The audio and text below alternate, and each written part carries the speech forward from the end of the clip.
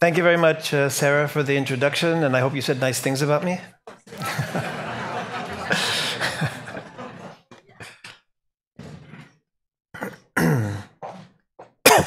If she didn't, someone tell me later, please. Palestinian Media Watch was founded in 1996. This was 2 years after the establishment of the Palestinian Authority. And we wanted to know what was the Palestinian Authority teaching its people in Arabic? What were the messages to its people in Arabic? What were the activities? What were they learning from the activities? Was it the same message that they were giving to the media? Was it the same message they were giving to negotiators? Or was it a completely different message?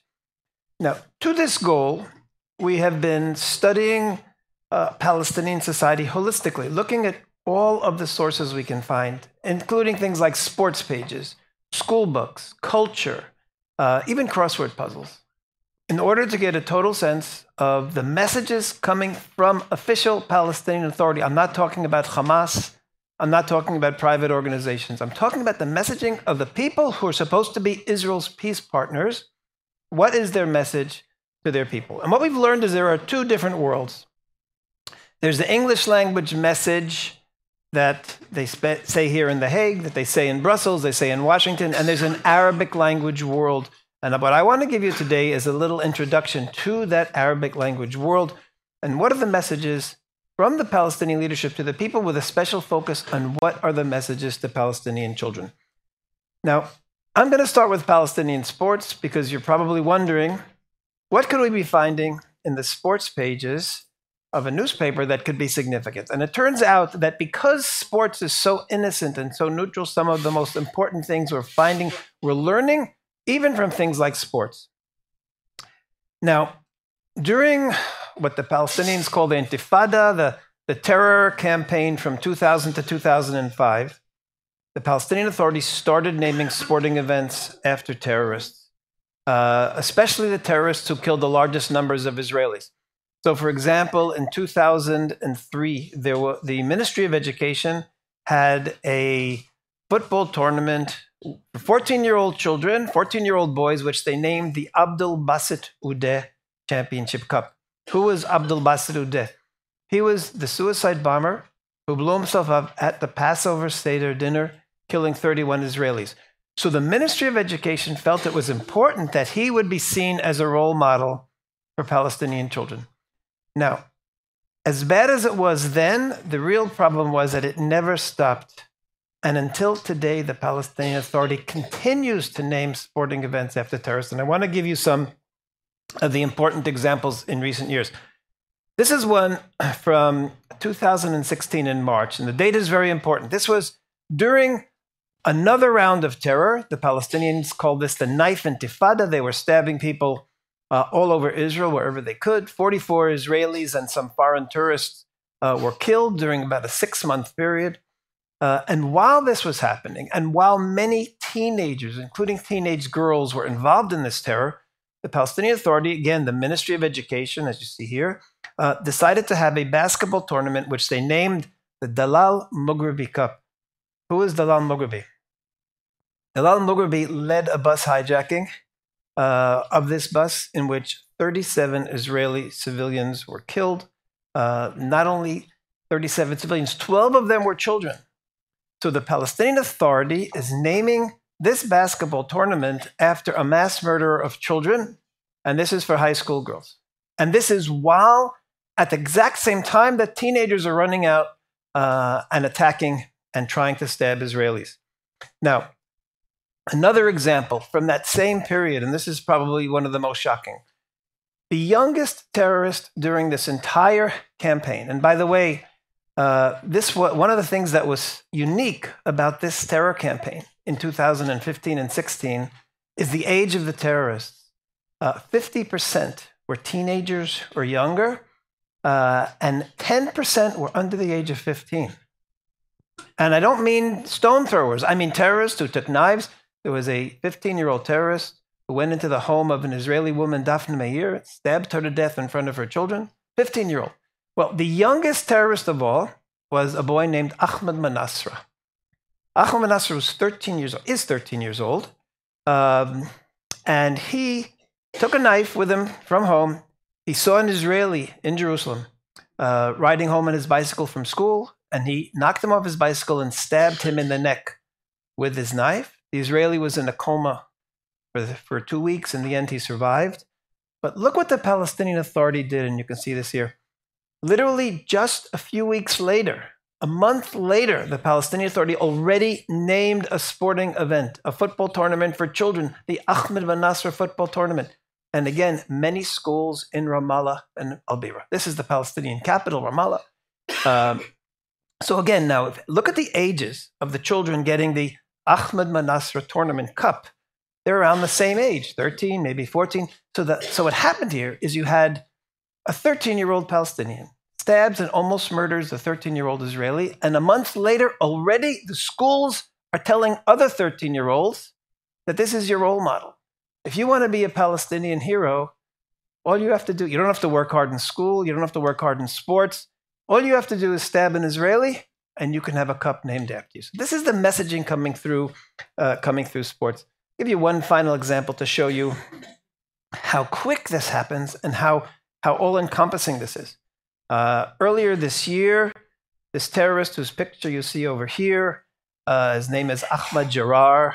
He did a drive-by shooting, and he shot an Israeli father of 6. His name was Rabbi Raziel Shevach. Now, he was captured, and while he was being captured, he was shot and killed on February 6th. And that's when they put his poster on Facebook. The Fatah did, and they honored him. But I just want to show you about sports. So February 6th, this terrorist who had just killed a father of 6 was killed. And look at this. By February 12th, 6 days later, there was already a football championship named for him. By February 19th, there was already a table tennis and a handball cup. 3 tournaments within a few weeks named after this terrorist. So what's happening with sports in the Palestinian Authority? It's a message that you kill an Israeli, if you attack an Israeli, if you're a terrorist, you're actually a Palestinian hero. And this is coming through something as innocent as sports. Now, there's another side to, I want to give you another example here. I mentioned to you before Dalal Mughrabi. We're talking here about glorifying terror, turning terrorists into heroes. Dalal Mughrabi, she was the one who hijacked the bus. She was the one who hijacked the bus. 31 Israelis were killed. Basketball tournament named after her.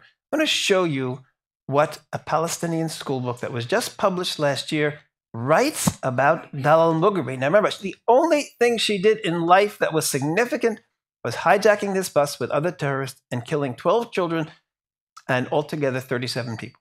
Look at what they write about heroes in this new Palestinian school book. Heroes have an important position in every nation. We're proud of them, sing their praise, learn their history and their lives, name our children after them, name streets after them, squares, cultural sites. Every one of us wishes to be like them. Everyone wants to be like them. And then what do they have? They have 10 names after this. There is not one doctor, not one lawyer, not one writer, not a musician. Who are the 10 heroes? Every one of them are fighters. Everyone, since the beginning of Islam until today, all of them involved in fighting and killing. And look at this one. One of the names is Dalal Mughrabi, the same killer of 37. They just told the children, every one of us wishes to be like them. Then they continue, these heroes are the crown of the nation, the symbol of its glory, the best of the best. They took their lives and threw them at the dangers. What are they saying here? A lot of these people were killed during their terror attacks. Dalal Mughrabi was killed during her terror attack. They're telling the people, they took their lives and threw them at the dangers. That's what you're supposed to do. You're supposed to be like them. Don't worry about dying. And look how they end this section. Bravo to the heroes and scorn to the cowards. If you don't want to be like Dalal Mughrabi and kill yourself while you're killing Israelis, then you're a coward. That's the message that the leadership is giving to the people through the Ministry of Education of the Palestinian Authority. Now, I want to give you another thing that we're learning from sports, and this is also equally as important. Sports could be a bridge to peace. The Palestinian Authority prohibits sporting events between Israelis and Palestinians. In fact, they prohibit all events, culture, music, anything that could build peace. They prohibit all the peace-building activities. They call it normalization. They prohibit normalization, and they have a special committee to seek out and search out and prevent normalization. Normalization is another word for peace building. They literally prevent peace building. I want to show you an example of how they responded to a fantastically successful peace building activity. This was right after the Gaza war a few years ago. And here you see a picture of Shimon Peres. He has a center, the Peres Center for Peace. He organized, right after the war, it was terrible, it was traumatic for children. He organized a football tournament for one day with Palestinian and Israeli children participating. And the article originally published by France Press said the tension was easily discernible at first, but the young players' enthusiasm for the game eventually prevailed. Quotes Ofer, an 11-year-old Israeli from Sderot. It was wonderful to come back and enjoy our time, he said. But look at this quote from Kusai, an 11-year-old Palestinian. It's so important. What did he learn from one day of meeting Israeli children? I love it when we play together like this. I hope that one day there'll be peace between Arabs and Jews and there'll be no more wars and death. This was fantastic success. What could be better than this? Is he still alive? It's a great question, because look how the Palestinian Authority, he might be in jail. Look at the Palestinian Authority, how they responded to this. So, as soon as this was publicized, a Palestinian Olympic Committee member denounced the match. He called it a crime, unpatriotic, and immoral. He demanded that Jibril Rajoub, who's head of the Sports Authority, and he's really number 2 in the Palestinian Authority. He got the highest number of votes in the last Fatah election. So he's a major Palestinian leader. He could be the leader after Abbas, who's 82. What did Rajoub? He demanded that Rajoub interrogate the organizers and prosecute them on charges of serious treason. Then, of course, there's the National Committee Against Normalization. Of course, they condemned it. And then look what Rajoub did a couple of days later. This is Jibril Rajoub. So, head of the Supreme Council of Youth and Sports, Rajoub said, any activity of normalization in sports with the Zionist enemy is a crime against humanity. So a Palestinian boy learned that peace is better than war, and he wants to have peace with Israelis. And what does the number 2 leader in the Palestinian Authority say about this? A crime against humanity. Any activity of normalization with Israel is so this is an incredible messaging coming through sports from the Palestinian Authority. Now, I want to show you one final thing from sports, how they honor, or it's connected to sports. Just we're talking about glorifying terror. One of the real traumas of all time for the Olympics was, of course, according to everyone who cares about sports, was the massacre of the Israeli athletes at the Olympics. Every year, on the anniversary, the Palestinian Authority and Fatah celebrate it. And I'll just show you one quote here from this past year on the anniversary. This was Fatah. Again, Fatah is Mahmoud Abbas's party. This is the party that runs the Palestinian Authority. They had this whole article about it. The goal was capturing Israeli hostages, and they talk about the self-sacrificing fighters, the self-sacrificing fighters. 5 of the self-sacrificing fighters became martyrs. The Black September, which was the branch of Fatah, stunned the world and made it hold its breath for more than 12 hours in Munich. Glorified. Why was it so great? They stunned the world and hold its breath. This is how the PA treated, still today, treats the massacre of the Olympics. So what we're seeing from sports in the Palestinian Authority, and this is so critical, just from something as innocent as sports. If you kill an Israeli or Palestinian hero, if you make peace with an Israeli, you're a traitor. And you're committing a crime against humanity. Something as innocent as sports. Now, by the way, I see a lot of you are taking pictures of the slides. Anyone who wants a copy of the full presentation, at the end, I'm going to give you an email address. You can write to us, and I will send you the full presentation with all the videos. You'll be able to have everything, so you don't have to take pictures. You can have all of it in your email tomorrow. You'll just have to write down the address at the end. Okay. Now, let's get to some of the fundamental messages of the Palestinian Authority. The first fundamental message of the PA is that Israel has no right to exist. And why do we have no right to exist? They say, because there never was a Jewish presence in the land of Israel. They erase all of our history and they invent a 5,000-year-old Palestinian history. It's a constant message. I want to show you 2 examples of this. Complete erasure of Jewish and Christian tradition and the creating of a new one. And I'll just show you one example of this, 2 examples of this. So the first deals with an amazing find a few years ago. This, as you see here, is this beautiful gold coin. It has Jewish symbols here, the candelabra, the shofar, and the Torah scroll. And this was found 50 meters from the Temple Mount. This is what it was found with, all of these gold coins. It was a major, this archaeologist said it was the greatest find of her career, 50 meters from the Temple Mount in Jerusalem.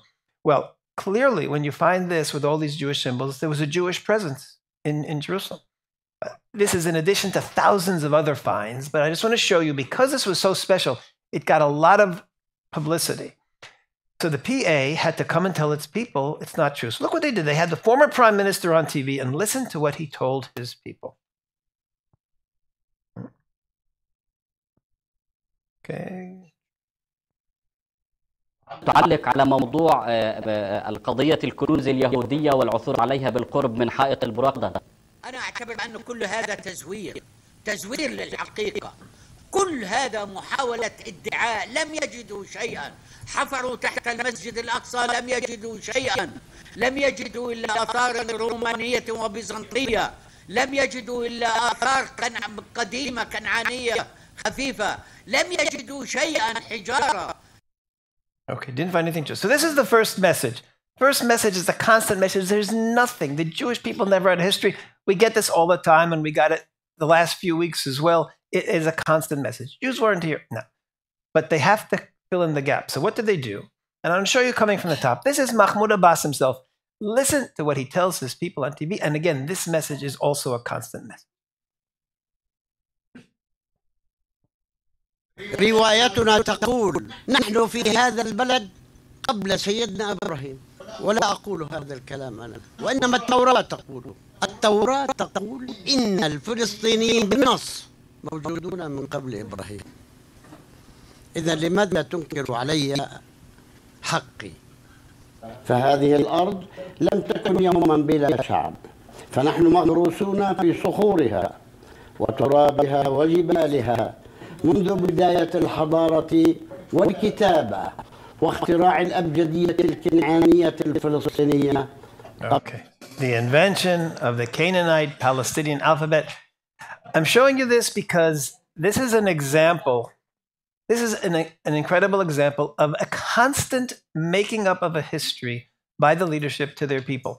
They were here 5,000 years. I want anyone to find me in the Bible where it says that the Palestinians were here before Abraham, or there before Abraham. Of course, it's ridiculous, but it's a constant, and even this, a Palestinian Canaanite alphabet that they invented, it's a whole fantasy world. The entire, and the tragedy of this is, instead of telling their people, we're a new nation, we were formed by people who came from different countries, Egypt, Syria, Lebanon, all around have come to, and now we're a new nation, and create an identity based on reality. They create an identity based on lies, based on falsehood. And when these kids grow up and they find out the truth, what does that mean? Oh, I really have, let them have an honest, authentic identity. No, it's all based on lies. Erase Israel's, and theirs, they say, continues. So this is the two messages. They were here, we weren't. So therefore, we have no right to exist. And this is the critical thing. Just show you sometimes how outrageous it is. And this is just, this is the most important religious leader in the PA. The Western Wall is a Muslim holy place that can never belong to non-Muslims. So it's not just the whole land, not just the Al-Aqsa Mosque. The Western Wall is prohibited, he says, according to Islam, from being under Israeli, the infidels' control. It must be under their control. And one other final thing about this, I'll just show you his special message. And this is just September of this year. There's a constant attacking of Christian Zionists by the Palestinian Authority, constantly claiming that Christian Zionist Christianity is not authentic. And I'll just show you this was, like I said, just 2 months ago in the official newspaper of the Palestinian Authority by a Palestinian Christian leader. Neither the Christian nor the Christian dictionary contains anything called evangelical Christians or Zionist Christians. They do not belong to Christianity at all. They have no connection to the values of Christianity. They're closer to Judaism and Zionism and have no connection to Christianity. The Christian evangelicals are tantamount to pulpits in the service of the Zionist enterprise. They are enemies of the Christian values, and it goes on and on and on and on. So if any of you are Christian Zionists, I'm sorry to hear that you found out the truth today. But this is it. Anyone who doesn't agree with the Palestinian Authority is demonized in this way.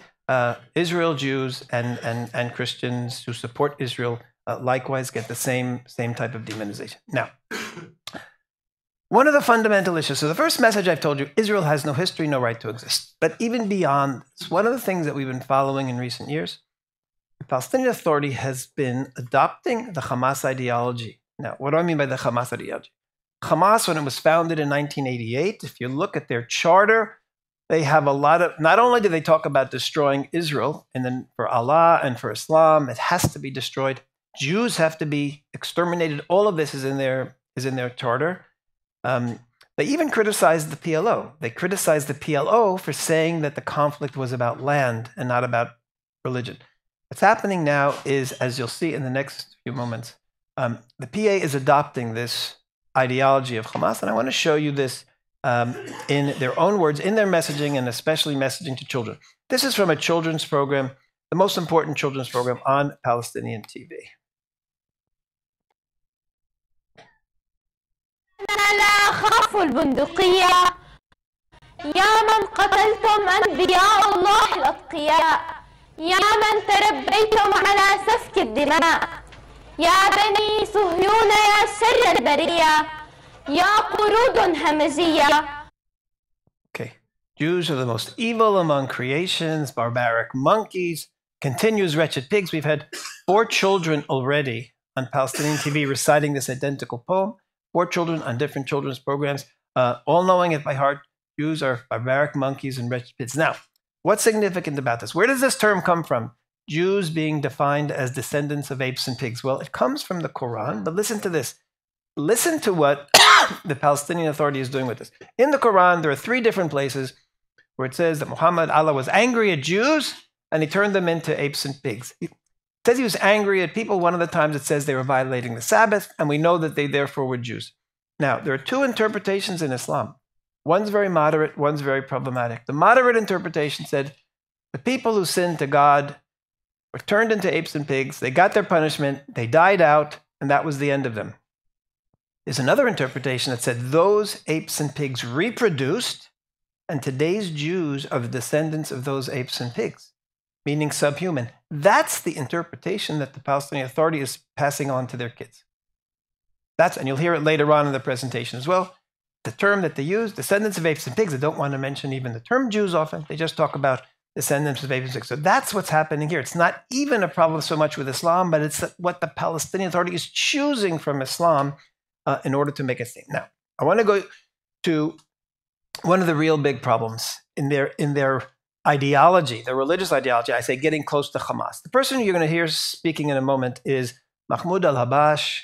He's the most important religious figure in the PA. He was appointed by Abbas, head of the PA, Mahmoud Abbas, to be his personal advisor on Islam. He's also appointed to be head of the Sharia courts, as well as some other things. So he is the voice of religion from the moderate Palestinian Authority. Now, the fundamental question in the whole peace process is what's the crisis about, or what's the problem about? If the problem and the crisis and the war is about land, we could theoretically compromise about land. Territory, that's what Israel always presumes, it's about territory. Now look at what this most important religious figure, close to Abbas, tells Palestinians the conflict is about.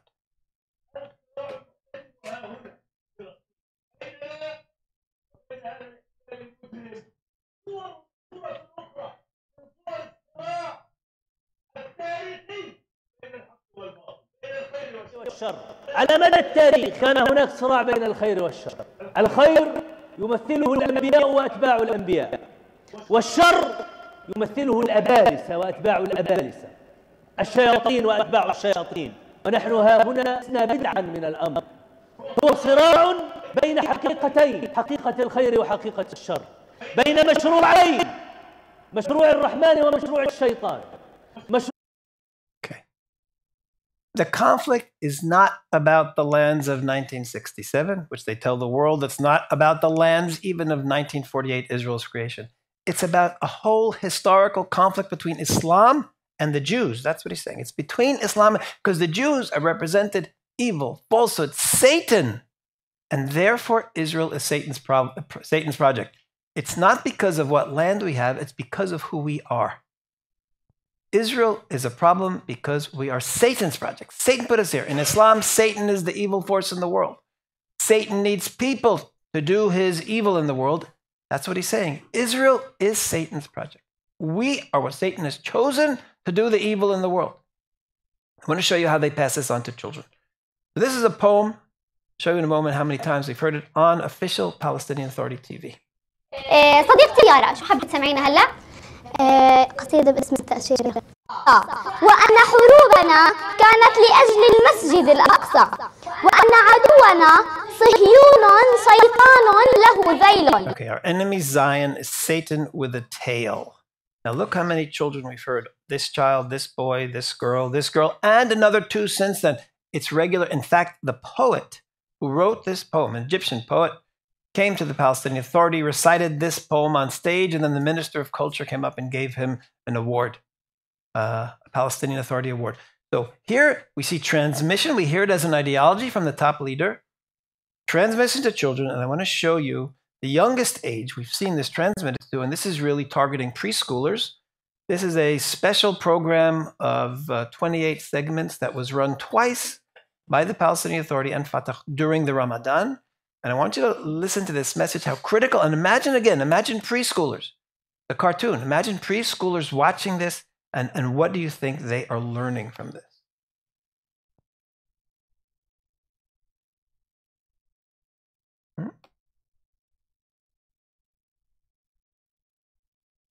لقد هزمنا يا لعين أمام جندي من جنود الله إنه الرعب هو من هزم اليهود وأخرجهم من ديارهم في خزي وعار. لقد بنيت خطتي على نار الحقد والكراهية التي تملأ قلوب اليهود. Okay, this is this ugly, scary figure. Imagine preschoolers watching, or even 6, 7-year-olds. The lights are very strong here. I don't know if you can appreciate, but he's all red. He's got fires all through the room here. The whole room is red. And what is his plan?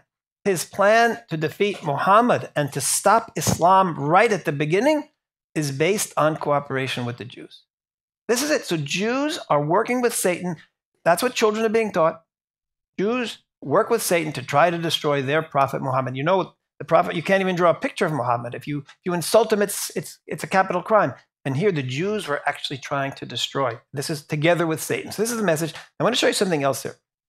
In a moment, they're going to show the Jews sitting around talking and planning. Look at this room.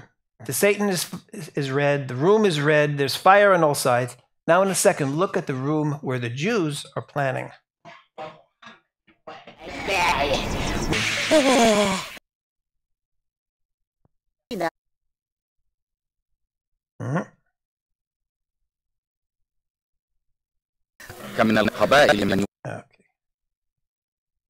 Okay, so what we have, the Jews are sitting here planning. Look who's hovering above the Jews. I don't know if you can see it here with the lights, but you see this. Satan is hovering above the Jews, giving the Jews the ideas. Now look at the room. The room is red, just like Satan's room. The room has flyers here all around, just like Satan's room. So the Jews, where they sit and plan to destroy Islam, are actually in a room that looks identical to the room where Satan lives. This is the messaging coming through in the Palestinian Authority. So we see again, ideology from the leader, school children reciting poems about the Jew Satan, and then young preschoolers even learning that Jews are Satan's representative in the world. Now, this is the theory. Because Israel and Jews are supposed to be representing Satan in the world, then everything bad that happens in the world, the PA tells us people somehow connected to the Jews. So, for example, when Muslims are killing Muslims, hundreds of thousands of Muslims have been killed by Muslims in recent years. 3 times in the same year, Fatah posted this on their official website. What do you see? The Shia fighting the Sunni, blowing each other up. But who's really behind it? It's really this ugly, distorted Jew. So Muslims kills Muslims. Who's responsible? The Jews are really behind it. Here in Paris, right after the killing of 129 people by Muslims, by ISIS. ISIS pulled the trigger, but who directed it? It's really Netanyahu. The murder last year, the killing last year in Egypt, 305 people were killed. The official Palestinian Authority newspaper, the one who stands behind it is Israel and the US. In other words, everything evil, Muslims killing Muslims, Muslims killing Christians, whatever's happening, it's always Israel. Why? Because Israel's connected to Satan. Now, give you an expression of this by a person who was later appointed to an important position. This is a man who had a weekly program on official Palestinian TV. And he's describing how terrible it is because of the Jews in the world. Listen to how he describes it. اليهود يعيثون في الأرض فسادا لن تنعم البشرية بالسلام ولا بالبركة ولا بهداءة البال ولا براحة الحال وما زال هؤلاء المفسدون في الأرض حتى قال لي أحد كبار السن لو أن سمكة تقاتلت مع سمكة في البحر لأيقنت أنه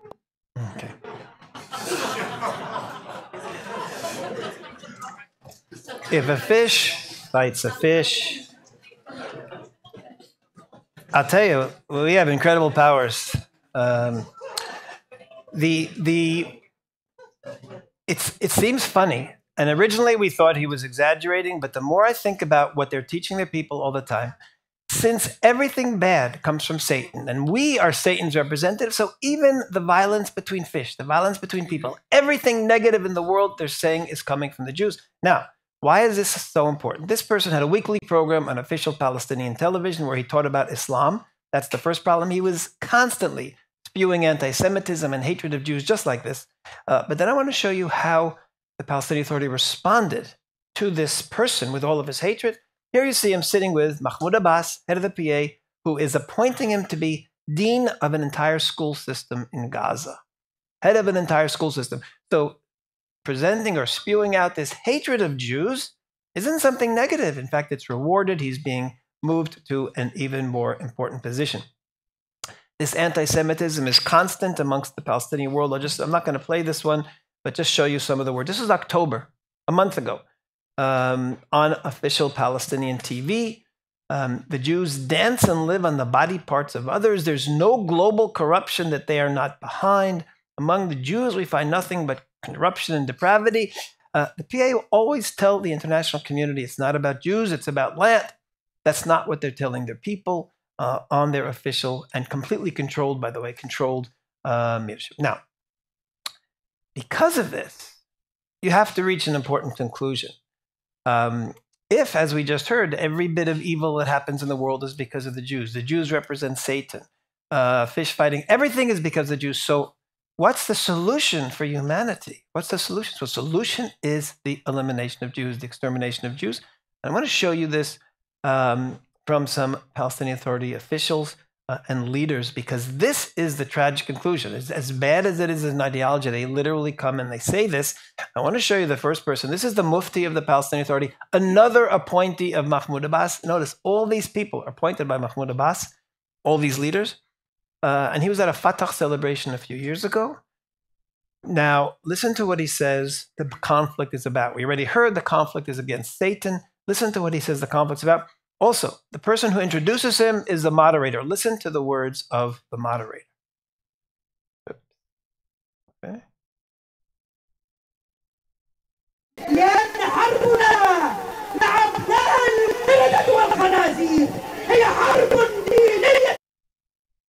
I'm having a little trouble with this one. I'll try it again. It's an important one.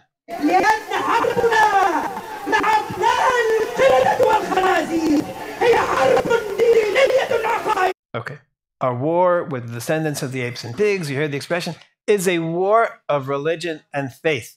This is what I'm telling you. It's becoming identical to Hamas. Hamas says it's not land, and now we have a PA religious leader saying it's not about land, it's religion and faith. The two top religious leaders, the Mufti as well as Abbas, who I showed you before, it's about religion and faith. Now, just remember, why is this so dangerous to tell Palestinians it's about religion and faith? We know that the Middle East has had wars, and it's actually still going on today, the wars between the Sunni and the Shia for the last, 10 years or so? Almost 10 years. When did these wars start? Anybody know? They didn't start 10 years ago. When did they start? They started 1,400 years ago. Literally, after Muhammad died, there was a fight between two different camps. One wanted a person named Abu Bakr to be, who was his chief of staff, to be the leader of Islam. And one group wanted his grandson Hussein to be the leader of Islam. And they have been killing each other ever since. Literally, the Shia were the ones who wanted Hussein, the family member. They developed into two camps. And, you know, the Iranians are Shia, the Saudis are Sunni. They are literally fighting until today. Religious wars don't end. 1,400 years they're killing. Millions of people have been killed. Muslims killing Muslims. Just because of this, it's still going on today. And now we have the PA leaders telling their people, this is a war of religion and faith. They are telling them this war is not going to end as long as Israel exists. That's the message from the Palestinian Authority, not just Hamas, from the Palestinian Authority to its people. Now, so after saying it's religion and faith, then comes the Mufti, and listen to what the Mufti says the end game is. The end of this war is not just destruction of Israel.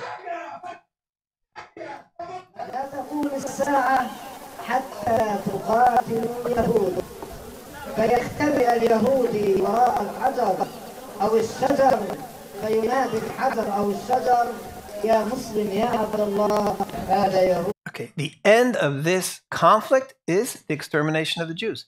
Our resurrection won't come until Muslims fight the Jews, kill them. The final ones are hiding. They're all going to be exterminated. And it makes sense. If the Jews are the evil force in the world and you want to have resurrection, you want to have redemption, well, you get rid of the problem. That's what the message is from the PA. Sometimes it's said explicitly. This was on television during 2016. I talked about that knife intifada that we had.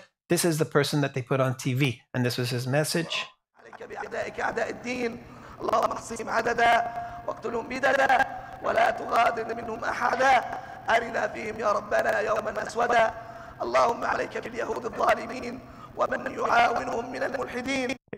Punish the wicked Jews, the atheists amongst them. Probably also includes the Christian Zionists. We talked about them earlier. Count their numbers and kill them to the last one. Again, extermination, open call for extermination on official Palestinian TV. Again, it fits in with this message. The Jews are the problem. Solve the world's problems by getting rid of the Jews. This is coming. We heard it also a few weeks ago. Similar message. Top religious leader Mahmoud al-Abbas. I'm not going to play it, but he said that today's battles are against the culture of Satan. We know he used that term before. And he says, I, like many others, see this war as the first step in the battle of the final promise, which is something in the Quran talks about destruction of the Jews, destruction of Israel. So that's what they're telling people. Now, why is this also problematic that they've turned this into a religious war? I want to show you how important religion is in the Palestinian Authority. And that's why this is shocking that it's being packaged this way.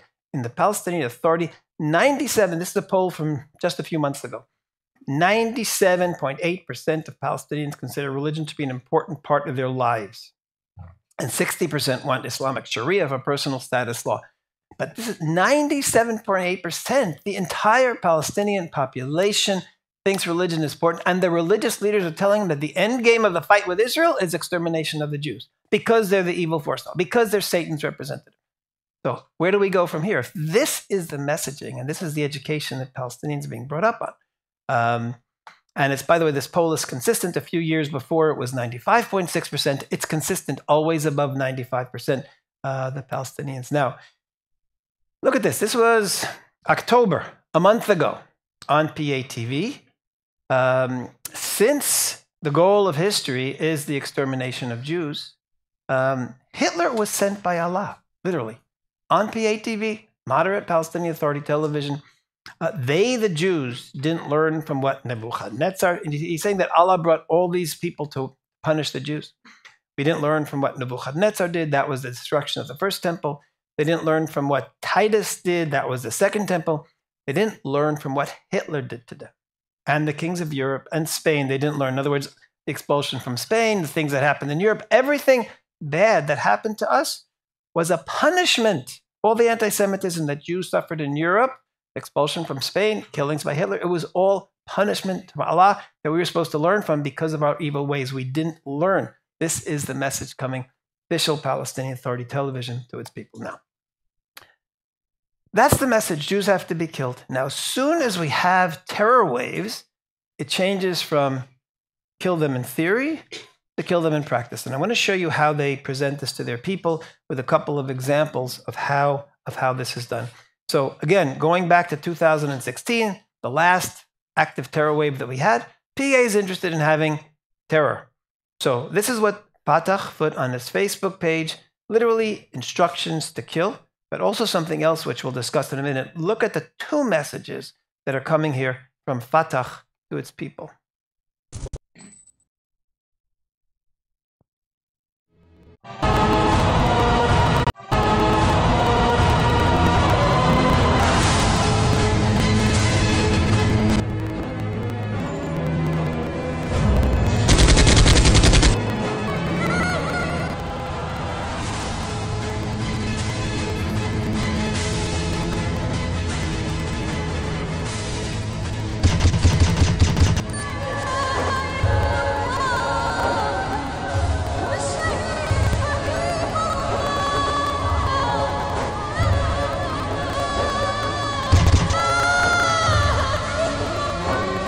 So this is the short promotional film. And two significant things here. So again, terror is going on every day. Palestinian Authority wants more terror. So they have this film. Fatah produces this film and they put it on their Facebook page. Now, what's two things about here that are important. So the first thing is the message, organize yourself, take your knives even, and go and kill Israeli soldiers even. But there's something else here which is even more insidious. And that is, being killed in a terror attack should be a real deterrence. A person wants to survive, a person wants to live. In fact, I would guess that if the Dutch government wanted to produce, Dutch army wanted to produce a promotional film to encourage people to volunteer for the army here, they wouldn't show a film with Dutch soldiers running up a hill and the enemy shooting all of them and killing them. It wouldn't be very effective. So that's what we have here, though. The Palestinian Authority is encouraging terror, and all of the terrorists are killed. So what's going on here? What's going on here is these only words that they have here in the middle. And the words are, there is no God but Allah, and the martyr, the shaheed, is Allah's beloved. They're telling Palestinians, don't worry about dying. It's the best thing you can do in life. I'll show you more on this later when you show it. That kids are getting this message. Don't worry about dying because the shaheed is Allah's beloved. This is what God wants of you. He wants you to die for him. So if you go out and you kill an Israeli soldier and you also get killed, that's the best. You've killed them. You get yourself killed. You're bringing the world closer to redemption and you're becoming a martyr. It's like the best of all worlds. That's the message of this video. A double message coming through. I want to show you how they promote this. When President Trump announced he was moving the embassy to Jerusalem, Palestinian Authority tried to ignite violence. They didn't succeed, but I want to show you one of the videos they started playing at the time, and to show you again the same message of going out to be killed and to aspire to die for Allah. This appeared numerous times on both Fatah TV and Palestinian TV.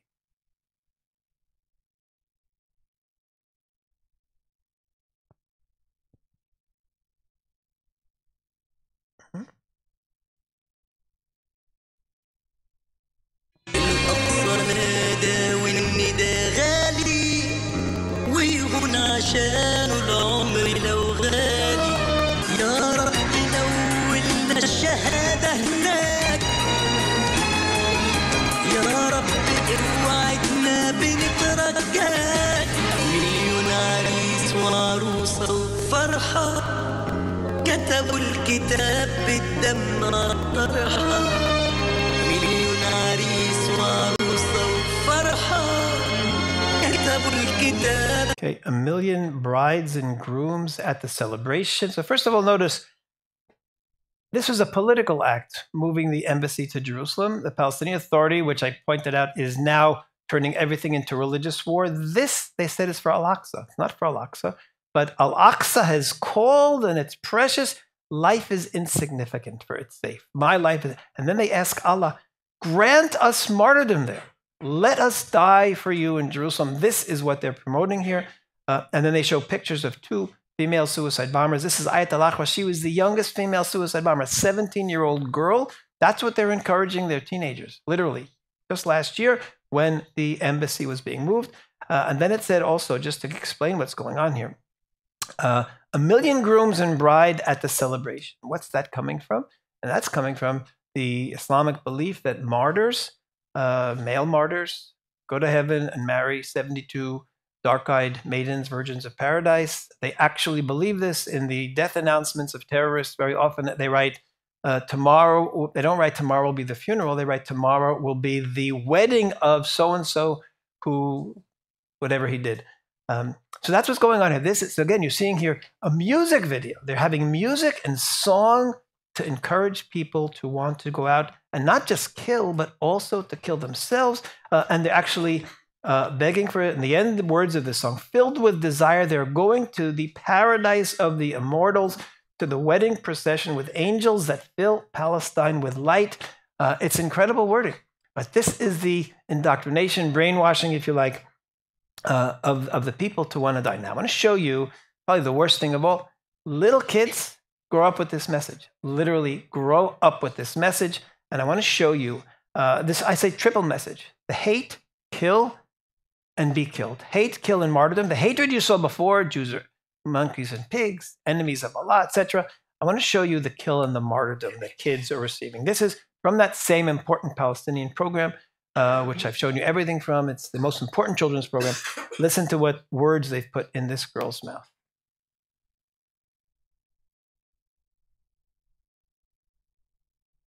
بجنود فلسطيني حمل البارود اضرب باسم الرب اضرب باسم الرب ضرب الشهداء علّا. Okay, Palestinian carrying a rifle, shoot in the name of God. Notice it's not in the name of Palestinians, it's the name of God. That's the message. The path of the martyrs is above all. Young little girl, another girl on this program, a different time last year. الشهيد هو ذلك الشخص الذي ضحى بحياته من أجل رفع كلمة الله وجعلها هي العليا. يكون المرء شهيدا عندما يدافع عن وطنه أو أرضه أو يقاتل أولئك الذين يكفرون. Anyone who fights those who don't believe in Allah Almighty and then dies, becomes a martyr again. Constantly, here's another one, a little boy. We slaughtered them in your streets. For you, Yasser Arafat, we will die. This young boy reciting this, for you, Yasser Arafat. And then he ends with, our blood is food for the revolution. Little children on Palestinian TV. Now, the youngest age that we saw dedicated to dying for Allah, look at this. Earlier this year, just a couple of months ago, on Palestinian TV.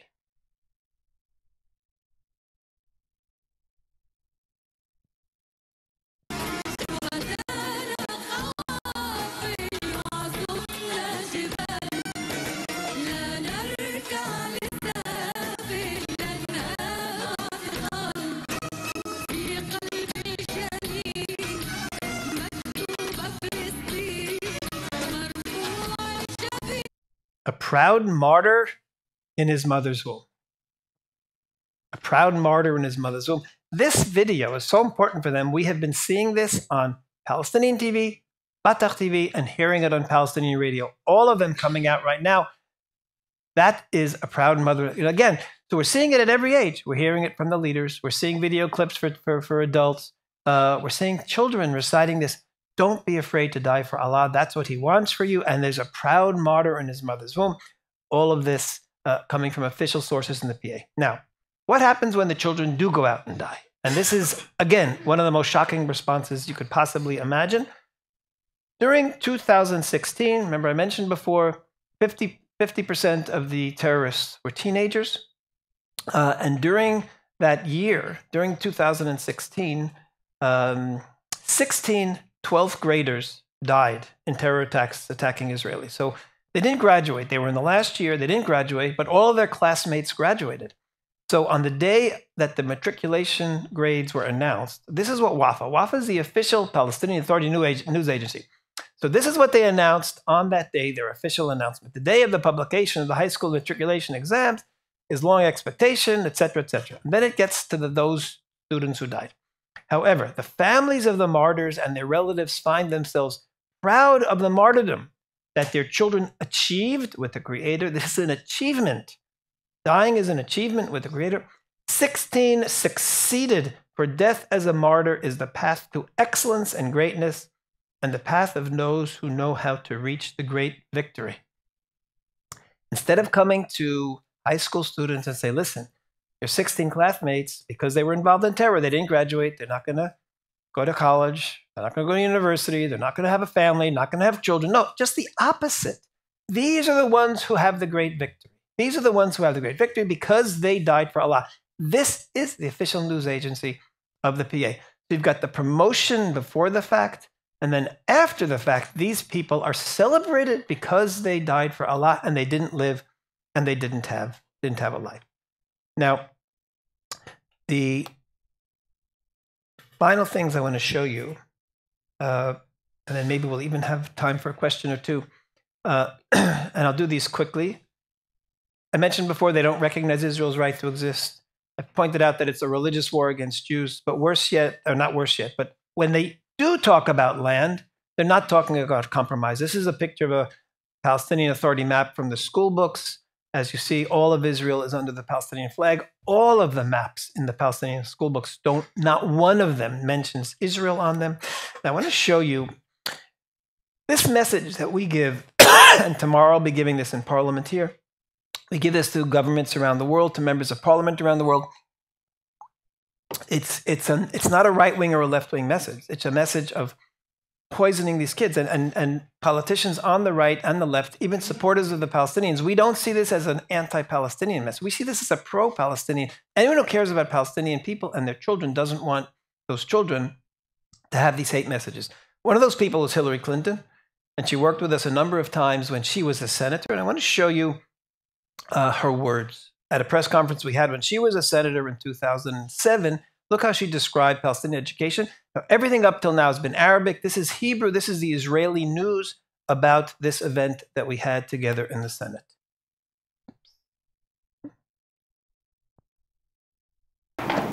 לא בכל יום נפרסים כך ספרי הלימוד הפלסטינים על השולחן בסנאט האמריקני. אבל כשאת הילרי קלינטון מטרידה ההסתה שבספרים האלה, זה קורה. We must stop the propaganda to which Palestinian children are being exposed. Palestinians are defining the battle of Israel. הילרי נותנת כאן חסות למחקר החדש של ארגון מבט לתקשורת פלסטינית. ספרי הלימוד האלה נכנסו לתוכנית לימודים רק בנובמבר האחרון, והשנאה ממש נוטפת מהם. These textbooks do not give Palestinian children an education, they give them an indoctrination that basically profoundly poisons the minds of these children. Okay, those are the words, profoundly poisons the minds of these children. And a person who's poisoned is a victim. What she's saying, and I agree completely, the Palestinian children are victims as well. Also something very significant. When did she say this? She said this in 2007. What did we have just last year, or 2 years ago? 9 years later, we had a terror war led by teenagers and 15-year-olds and even 13-year-olds, as I showed you. Those children who were poisoned are the children who are doing the terror today. In other words, it's not just a problem of words. This has impacted. I call this generation of Palestinian teenagers and 20-year-olds the poisoned generation. I don't even blame them for the terror that they're doing because they were poisoned, literally, with this constant message coming from everywhere, from culture, from sports, from TV, from schools, from names of schools. They got it everywhere. And then you had Ahmed Ben Nasser, the 13-year-old boy who we started with. You can't even blame the 13-year-old Ahmed Ben Nasser. How could you blame him? If this is the world that he was exposed to, these are his messages. Now, the final thing I want to show you is a message that I'm giving tomorrow in Parliament, and this will connect also with Kay's talk that's going to be a little bit later. Palestinian Authority, I showed you before, they name schools, they honor the terrorists in so many different ways, but they also reward the terrorists. And they're doing this, and they couldn't do this without foreign funding. Palestinian Authority pays monthly salaries to every terrorist who goes to jail. And if a terrorist dies, like a suicide bomber, then his family gets a stipend for life because he became a martyr. The salaries are incredibly high. It starts at 1,400 shekel, which isn't that much, but it eventually, the longer they're in jail, goes up to 12,000 shekel, which is about, I guess, 3,000 euro a month. So like 3,000 euro a month, which is about more than 4 times the average Palestinian salary. 4 times, not 40%, 400% of the average Palestinian. So if you're a terrorist and you go to jail for life, you're going to be there more than 30 years, you're going to end up with a 12,000 shekel a month salary. These are the payments for the martyrs' families. It's a lifetime payment. Why do they do this? Now, there's been a lot of pressure internationally. We've brought this to every parliament in the world that's important, all the Western European, the United States, Canada. America recently passed a law to cut off all funding, called the Taylor Force Law, cut off all funding to the PA until they change this law. Look at what Abbas said in July of this year about this. He said, even if we only have 1 penny left, it will be spent on the families of the martyrs and the prisoners, and only afterward will it be spent on the rest of the people. Think of everything I've told you, the martyrs, the heroes, they're the ones who kill. That's what he says. And then he ends up by saying, we view the martyrs and prisoners as stars in the sky of the Palestinian people and their struggle, and they have priority in everything. Terrorists have priority in everything. This is Mahmoud Abbas. This is the one who's welcomed in every European capital. And yet, when you look at what he says and what he does, you realize what a person he really is. The people who are the best, they have priority. These are terrorists, including terrorists who have murdered dozens and dozens of people. And let me show you one final thing, which is going to connect, first of all, to tomorrow, and then to K, second thing. A few years ago, I've spoken to members of parliament about this number of times. There have actually been 3 resolutions passed by your parliament calling on the government to stop funding the Palestinian Authority because of this. 3 different times when I was here. They were resolutions calling on the government. They weren't laws demanding the government. I want to show you what happened in 2015. They were asked, and this is from the Foreign Ministry's website here. I want to show you, and they were asked about the salaries to terrorists. So this is your foreign minister at the time, Bert Koenders. What he said, this was after the Palestinian Authority lied to the international community and claimed that they weren't paying salaries anymore, but that the PLO was. We eventually proved it was a lie, but in any case, so your foreign minister believed their lie and thought that the PLO was doing it, and this is what he said in Parliament. The responsibility for payments to the prisoners was transferred to the PLO and is no longer charged to the budget of the PA, and they're not funded by PA tax revenue or donor funds.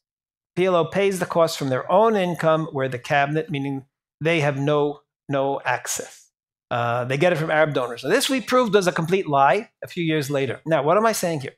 If the foreign minister said that the only reason your country, the only reason the Netherlands can give them funding is because it was coming from the PLO, tomorrow I'm going to be showing them again that it's coming from the PA. Absolutely, definitely, we have the proof. That means that this country should stop funding. That's the first thing. I just want to show you one final thing, and this will lead into K. The last one. This is the last one. This is the... I had a couple of last ones. Okay, this over here. Kay, who's going to be speaking in I think an hour. As you know, she was attacked and almost killed by a terrorist, by 2 terrorists. When the terrorist was caught, he did a reenactment with the Israeli police, and I want to show you his reenactment and then how much he's been rewarded for this. This is his reenactment with the Israeli police that was shown on Israeli television. إبراهيم مسك معي وخذنا وطلعنا من هاي الناحية. أنا كنت ماسك هيك وإبراهيم كان مسك من الناحية الثانية. إبراهيم كان مسك كلمة؟ صحيح. نقول هذا كان الخنجر، وين كان محطوط أنت معك؟ تحت البلوزة. أوكي. أنا لما جيت كانت السكينة في جنبي، ضربت أنا مرة هيك وكمان مرة هيك. أوكي. مين حط الخيط هيك؟ إبراهيم. هو كان ماسك من الناحية هاي. أوكي. وأنا كنت ماسك من الناحية هاي. ليش جيتوا على المنطقة هاي؟ جينا نقتل. تقتل مين؟ يعود. ليه؟ بس جينا نقتل. شو السبب؟ ما في سبب. Okay, why did you kill them? Because they were Jews. The person they killed actually was Christine Luken, who was not a Jewish American Christian, who was visiting there. And Kay was stabbed as well, and Kay will tell you her story. Just the final thing, really final thing. This is the salary that the 2 terrorists have received up till now in jail, $145,000 for murder from the Palestinian Authority, facilitated by European tax money, which is going to the Palestinians, and until recently, American tax money as well. So this is what it's all about. If you want to stop terror, if you want to, how can your country give money to the Palestinian Authority when they know that they're using the money for this kind of thing? Now, anyone who wants a copy of this presentation, you can do it right this minute into your smartphone, or write to us, pmw@palwatch.org. Do it right now. Send it to us, and I will send you in a couple of days when I get back to Israel. We'll send you this full presentation with all of the videos and all the information, and then you can use it. pmw palwatch.org. Thank you very much.